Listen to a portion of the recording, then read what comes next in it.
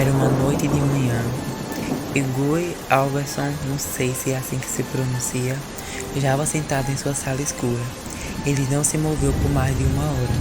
O acidente daquela noite não parava de repetir em sua mente. O sinal ficou vermelho, mas ele estava com pressa e acelerou. Um borrão laranja veio da sua direita em uma fração de segundo ou uma sacudida violenta. Então o ciclista rolou pelo cabo e sumiu de vista na calçada.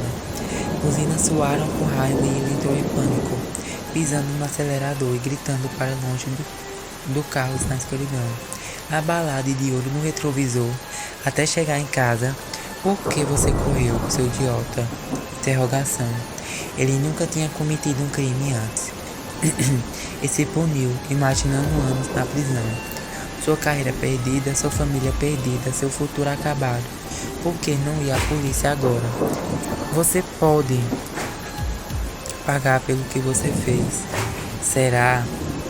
Correr só pioraria as coisas, com o corpo trêmulo. Ele se levantou, foi até a porta e abriu. Um policial parou sob a luz da varanda. Senhor Alverson, interrogação. Perguntou o oficial severo. Ele soltou um suspiro derrotado. Sim, posso falar. Lamento terrivelmente, mas tenho má notícias. A bicicleta do seu filho foi atingida por um motorista. Seu filho foi atropelado esta noite. Ele morreu na cena. Sinto muito pela sua perda. Bom pessoal, esse foi o Renda de hoje. Espero que vocês tenham gostado. Um beijão e até a próxima. Desculpa pela zoada que ocorreu nesse vídeo, tá?